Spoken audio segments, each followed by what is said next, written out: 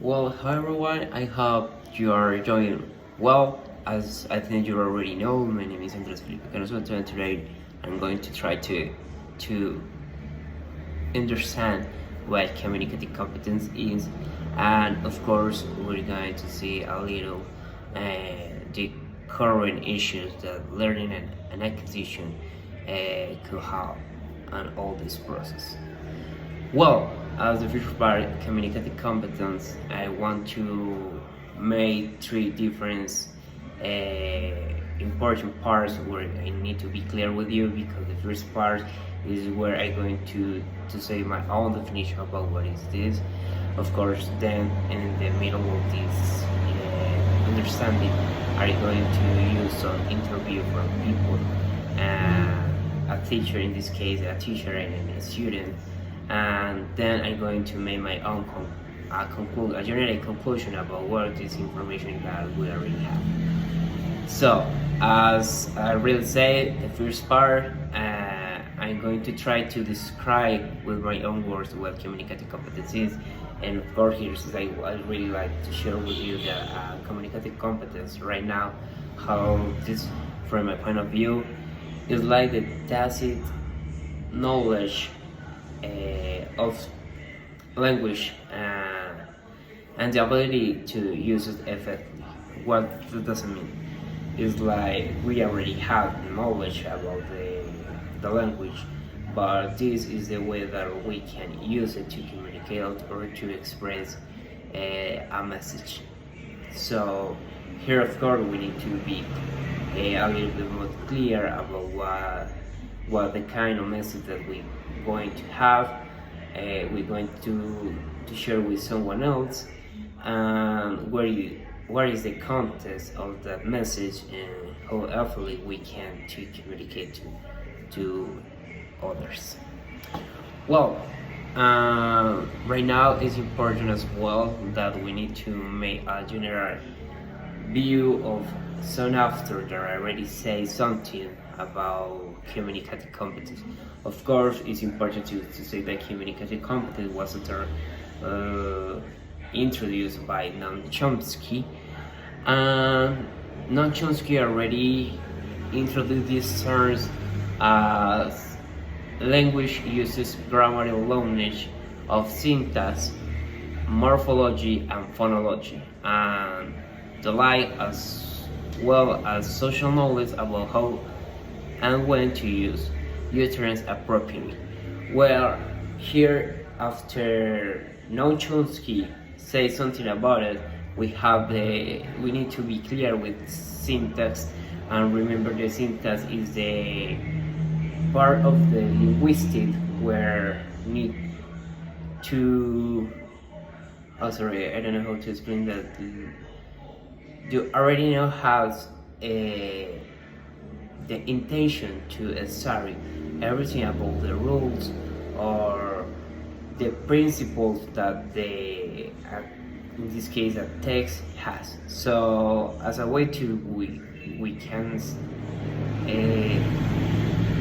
say that the syntax is the part of the linguistic where we want to study the rules of the grammatical part. Well, we have morphologic. Let's imagine that we had a cake, and then we are going to different part of this cake, and then we're going to start to study each part of this cake. So in other word, morphology is the study of the word and the parts. So here we're going to say that it's a specific study from each part of the word. And of course, now we have morphologic, and this is the part of the linguistic where we're going to analyze the sound, the systems of the sounds. So, and there is important because it's like we're going to make a general view about the sounds of the language. So they're going to be part of the when Noam Chomsky did say that communicative competence refer to language user grammatical. Then, from right now we have the author's conclusion author. In this case, we are using non-Chomsky, and then I already said my point of view. So we have two different understanding, but then we're going to of course we're going to watch some interview, because the first one is an opinion from Joan Mogollon. He is a teacher in FE University. So I think that my point of view about communicative competence is related with his point of view. So let's watch it. Communicative competence is how easy it is for you to communicate with somebody else, and how easy it is for you to make yourself understandable for other people. That's how we evaluate our communicative competence with others. Okay, for this second part, we're going to watch an interview from Mateo Naranjo. He's a student from UPB. Here is the... Right now we're going to start to create a new definition about what communicative competence is, because I think he already know what communicative competence is, because there we're going to figure out that we are not talking about just one ability that a person has. Maybe right now we're going to know that it's a group of our abilities. So let's watch it. What I understand for communicative competence is a set of understandings and skills that a person needs to appropriately communicate with someone else in a certain language. So as you can see, it is a broad range of elements that are included in this conception of communicative competence: contextual elements, linguistic elements, social elements. So it is kind of complex in terms of all of the connections that we have to carry on in order to communicate with someone else, to understand and to make ourselves be understood. Okay, of course, after this interview, now we have two different terms that I think that we need to be clear to try to understand where they are. So we had capacity and competence, and maybe there is a little bit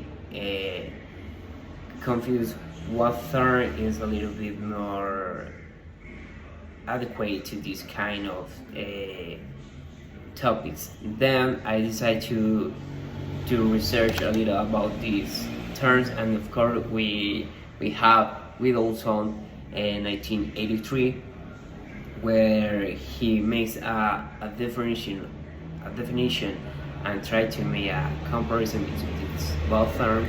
And now we have the communicative competence. In this case, it's like the knowledge that the person already have about the linguistics, in this case, of course, and how this knowledge is modified and already used in a specific path that we already know as a social linguistic.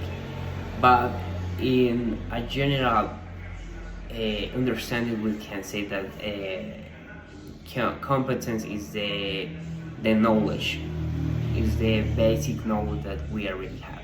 But capacity is the use of this knowledge to create new meanings. So this is important to already take into account. And of course, finally, as I said in the first part of this video, I think that it's important that we made the general conclusion after watching this interview, and after analyze a short interview that I had with Juan Diego Lopez, where I realized that communicative competence is like the group of ability or skills that a person already have to express some ideas or a message. Of course, remember that in this case we need to take into account the place where this person is, of course, and the kind of message that they want to express or to communicate with others, of course. But right now, Juan Diego already said that we need to be a little more clear about what is communicative competence and general competence. Because now, general competence, of course, is a new term that we're using right now. But general competence, it could be understanding as the part of the performing, and to know how to apply the acquired knowledge and how to use it, and who can evaluate this kind of ability of solving some tasks. It's like the evaluating. This is the way to evaluate and to be clear about my performance. Okay, thank you everyone for watching this video, and see you later.